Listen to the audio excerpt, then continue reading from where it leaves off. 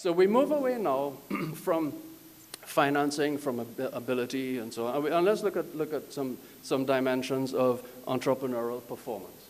And the first one I'll look at is innovation. And we see that the average, in fact, the majority of our firms, entrepreneurial firms, use no new technology. So actually, when you look at Trinidad and Tobago, compared to the rest of Latin America, we're the absolute lowest in terms of the use of new technology in the methods that we use and in the goods that our entrepreneurs sell. When we look at innovation, we see some issues here that the NES respondents reported some issues with the commercialization of innovation and so on. We see links to the issue of the low startup capital requirement for Trinidad businesses and so. So we may have some low-hanging fruit in this area, and I'd be interested in hearing what the panel has to say on that from their perspective. When we look at the value that people place on innovation, everybody in our economy recognizes and places a high value on innovation, but according to the NES respondents, firms tend not to like to experiment or to try new ideas. Interestingly, when we asked the NES respondents about national culture, only 11% of the respondents believe that this encourages entrepreneurial risk-taking, that there may be a cultural issue here. We look at the second performance measure, growth and job creation. And we're just comparing ourselves again against the rest of the countries in the region that took part in the study. We see that this is an interesting way that GEM has at looking at growth and job creation. This is the percentage of the adult population. So we have 10% of our adult population involved in some activity that is going to create jobs for other people.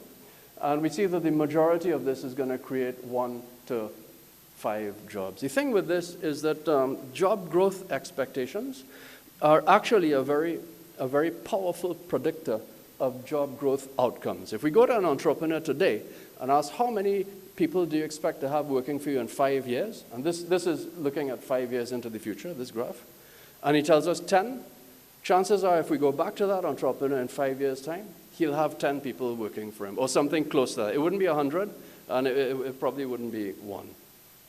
This is the same information now, we're just looking at the job growth expectations of existing entrepreneurial firms, and we see that the vast majority of them are projected, believe that they're only going to hire 1 to 5 people. When we look at at the bottom graph on this, we see that the NES respondents reported that there are not many support, or they didn't agree with the statement that there are many support initiatives, especially tailored towards high-growth entrepreneurial activity. Again, I found that interesting, and I'd like to hear what the panel has to say, because we know that there are so many programs out there. There are things NEDCO is doing. There are things that our incubator is doing. This I thought was an interesting opinion.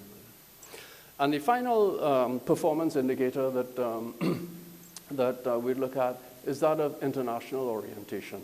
And again, we don't perform very well. We're one of the lowest in the region in terms of the number of our customers that are outside of our home country. Okay? So the thing is that entrepreneur, we have a generally healthy way of looking at entrepreneurship. We have a lot of the pre-requirements in place. And entrepreneurship has been seen by every administration as a vehicle or a means towards diversification. The thing is, if we are to diversify and grow, we need entrepreneurial firms that possess these qualities, that are innovative, that can compete in export markets, and that have good growth potential. So GEM can play really a great role moving forward in tracking the changes that we put in place towards developing this sector into this kind of performance. So this particular GEM report has given us a snapshot of entrepreneurship in Trinidad and Tobago. It has flagged some issues that maybe we could look at in terms of some of our programs, in terms of some of the way that our education and other sectors engage entrepreneurship. And we've made great progress in these areas over the last 2 to 3 years, but there's probably still tremendous further improvement that we could make. In closing, I just would like to remind that a couple of weeks ago we had the launch of Global Entrepreneurship Week, and Minister Tiwari, in his comments, reminded us that these entrepreneurs are out there. There is a lot of talent. There is some activity that fits the bill of being innovative, export competitive, and high growth potential. He gave us the example of an entrepreneur, Kevin Steeple, who produces Miss Universe replica dolls for the international market. The example of Michael Parrott's sun-dried bananas that is doing well internationally. Pointed to another entrepreneur that has created a new way of preparing or producing a vacuum-packed rum cake that again is in negotiation for export business. He pointed to Leonardo Mohammed, who invented the reverse drill to tap into oil resources on land via a process that heretofore had not existed. Gave us the example of David Black, a hydroponics expert who has developed a new technology, a new strategy. So these examples are really energizing. It shows that we have them out there. We need ways of identifying, promoting, and developing these kinds of entrepreneurs. Having said that, I really am looking forward to hearing the panel's view on how we can further develop these abilities, because we already have so many things in place to do just that. I was suggesting to Professor Carrillo that perhaps we'll do well to keep Dr. Rodrigo here for quite a while. Professor Miguel Carrillo, Executive Director and Professor of Strategy. Dr. Ron Sukram, Academic Director. Dr. Henry Bailey, Faculty. Dr. Rodrigo Varela Villas, Director, Center for Entrepreneurship Development, Universidad IC, Colombia. Mr. Michael Gordon, Manager, Enterprise Development Division, Ministry of Labor and Small and Micro Enterprise. Mr. Richard Young, Chairman, Economic Development Board. Mr. Richard Lewis, Chairman, Council Competitiveness and Innovation. Mr. Ramisha Ramdeen, Chief Executive Officer, Trinidad and Tobago Manufacturers Association. Members of other organizations, associations, and chambers, distinguished panel members, members of the media, ladies and gentlemen, good evening. Let me begin by first expressing my appreciation for being invited to participate at this national release of the Global Entrepreneurship Monitor Report 2012.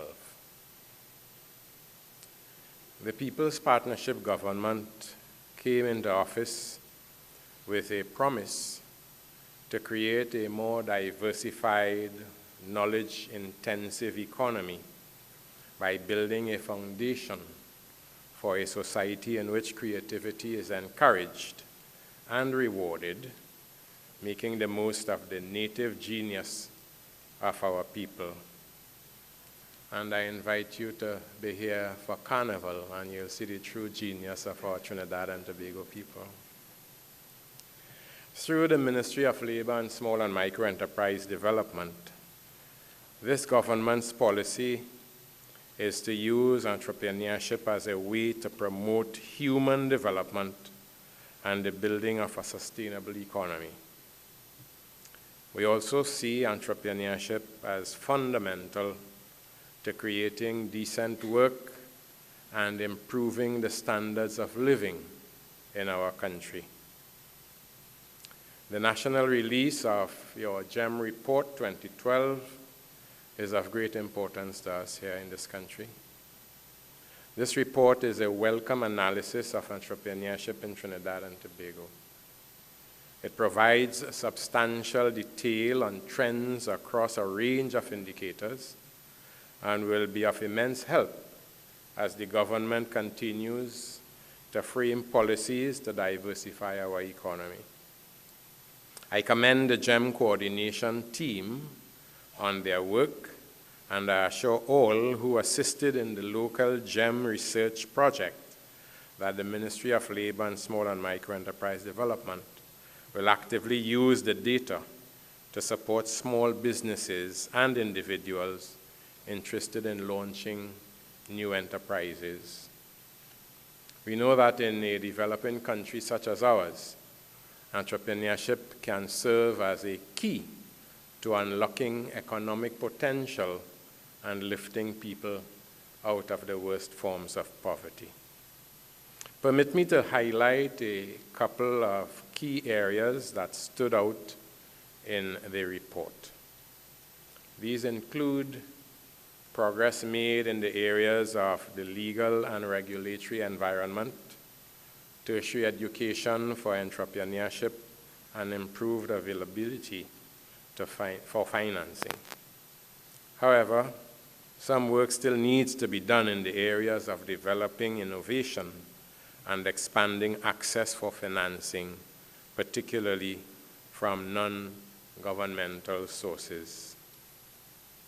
Over the past 3 years, the staff of the ministry, that's the Ministry of Labor, has been focusing on these and other issues in order to improve the business climate. While we have developed programs to assist in achieving this objective, it is clear to us that there needs to be a more comprehensive approach to MSE support. To this end, the ministry embarked on developing a micro and small enterprise development policy that seeks to address all of the challenges facing the sector, including establishing a framework for building their capacity and providing access to capital. We will be taking this policy to Cabinet shortly, but suffice it to say, we have identified several obstacles that we must address that put MSEs at a distinct disadvantage. For example, there are limitations in terms of bidding for contracts if an organization is in operation for less than 3 years and lacks audited financial statements. MSEs may also encounter difficulties in relation to complicated tendering processes. Other challenges include statutory reporting, the obtaining of licenses and permits, etc. While some of these issues are being addressed by the Ministry of Trade, Industry and Investment, there is still a need to look at various requirements that specifically put MSEs at a disadvantage. It is not enough for us to just remove obstacles. In order to strengthen entrepreneurship, we must also provide opportunities and offer incentives for persons to venture into MSE development. In 2011, our government approved the implementation of the Fair Share program. One of the key objectives of this program is to provide public procurement opportunities for qualifying and certified micro and small enterprises for up to $1 million. We have been making some progress in this area, and I'm happy to announce that over 1,000 MSEs have registered for the program.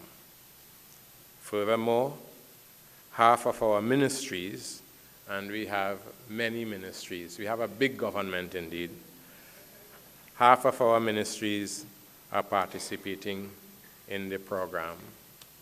Ladies and gentlemen, I'm also pleased that the Trinidad and Tobago Chamber of Industry and Commerce has bought into the concept of providing more opportunities for MSMEs, and last month hosted a two-day conference inviting government ministries and state agencies to provide opportunities for MSMEs.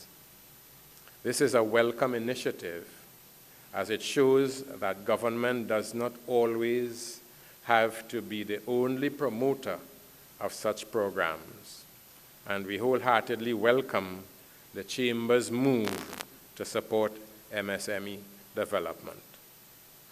Other opportunities to support MSEs will be targeted by the Ministry of Labor and Small and Micro Enterprise Development, and we will provide information as these programs are developed. Let me hasten to add that creating opportunities and removing barriers are only two of the key issues that we must address. The third is equally as important. That is, helping the MSEs improve their capacity to provide goods and services. This is the biggest challenge of the three, but it is achievable. We need to ensure that we do not set up businesses to fail. And I have made note of how we treat failure. But that is what we will do if we create opportunities but do not work with them to develop, that is, work with the MSEs to develop the requisite skills to succeed.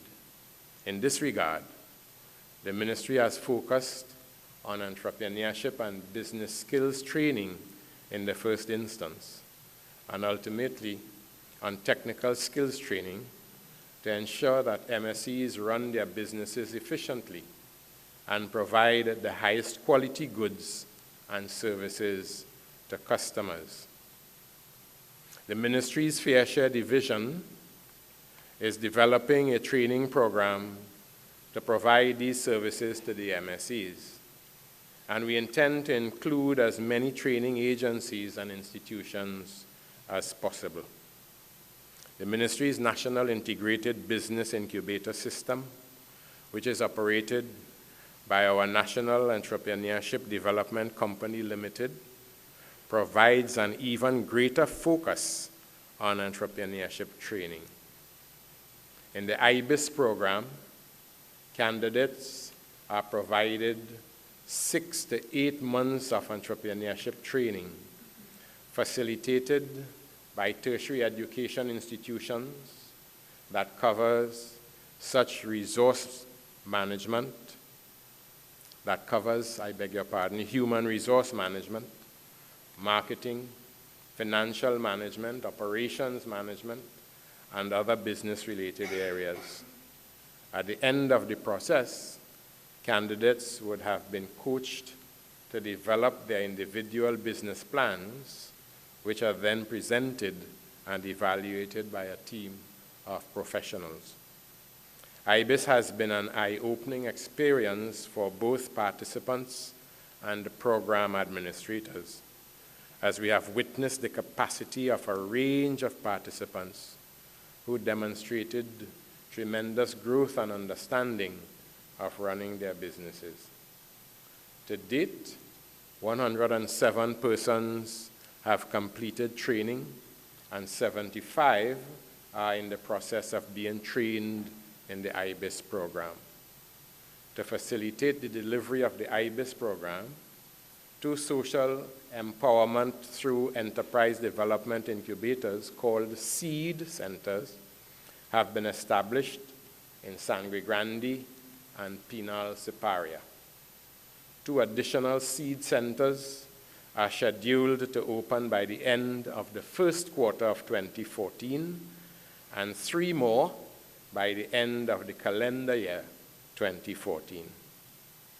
As part of IBIS, successful graduates of the pre-incubator training are provided with a maximum of $100,000 in long-term loan financing. In addition, graduates are provided with continuous training, mentoring, coaching, administrative support services, and the physical infrastructure within which to house their business operations.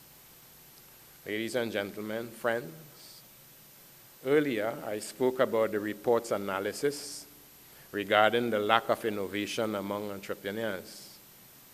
We are aware, and in fact have made contributions to an initiative from the Ministry of Planning and Sustainable Development and the Council for Competitiveness and Innovation to establish a national innovation policy. In fact, the Competitiveness and Innovation Institute, or Innovation, the Council of Competitiveness and Innovation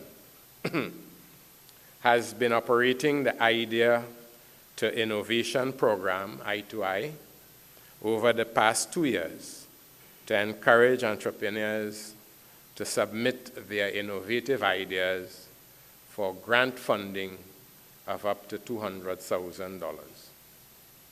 In addition, as part of that program, they receive technical support from the Caribbean Research Institute. And in 2014, with the assistance of the European Union, efforts are being made to give our clients further support that will help them focus on innovation. There have been some good stories coming out of this program, and I am confident that it is a very valuable tool in our strategy to support entrepreneurship in Trinidad and Tobago. But there are certain challenges that we need to address culturally. First and foremost is service quality. Not only must businesses provide high-quality service, but as consumers, we must demand this. We accept mediocrity too readily and forget sometimes that businesses need the consumers just as much as the consumers need businesses. If we are to be competitive and indeed productive, it is important that we focus on how we work and how we treat our customers. I am dismayed, very much so, when I receive poor service or witness a lack of discipline and diligence in the workplace. We need to rethink our approach to work and our approach to opening or operating our businesses, and the time to do so is now. Another key issue I wish to talk about is the concept of failure. As individuals, some of us view failure as a bad thing all of the time, the end of the world. In business, failure is not necessarily a bad thing. It is not that the heavens are always caving in. It is quite often the market realigning itself, reallocating resources, and challenging it away from an efficient delivery to a more efficient one. And therefore, we should not characterize a business person as a failure should plans not materialize the way they were meant to. In fact, out of failure may come success. And I see one of our more reputable bankers in the audience agreeing with me. In an online article on success.com by Pauline Estran, titled, "Why Failure is Good for Success," the author shared an anecdote about Thomas Edison, the noted American inventor. Mr. Edison, who is reported to have had over 1,000 patents, including the light bulb, reportedly made 1,000 attempts at the light bulb before he developed a successful prototype. The author stated that Mr. Edison was asked by a reporter, "How does it feel to have failed 1,000 times?" To which Mr. Edison replied, "I did not fail 1,000 times. The light bulb was an invention with 1,000 steps." Those may not have been Mr. Edison's precise words, but I say this to emphasize a point. We should not penalize failure. We must encourage individuals to embrace the need to retool, to reconfigure, to replan, to learn from the mistakes, brush off, and start again. The late Nelson Mandela, whose death we mourn and whose life we celebrate, once said, "Do not judge me by my successes. Judge me by how many times I fell down and got back up again." This advice becomes even more critical for young persons. We need to encourage entrepreneurs, especially among the youth. Instead of discouraging them, we need to mentor and support them in the pursuit of their dreams. This government seeks to nurture a new generation of entrepreneurs, including women and young people. We aim to create an environment where persons can establish innovative and sustainable businesses.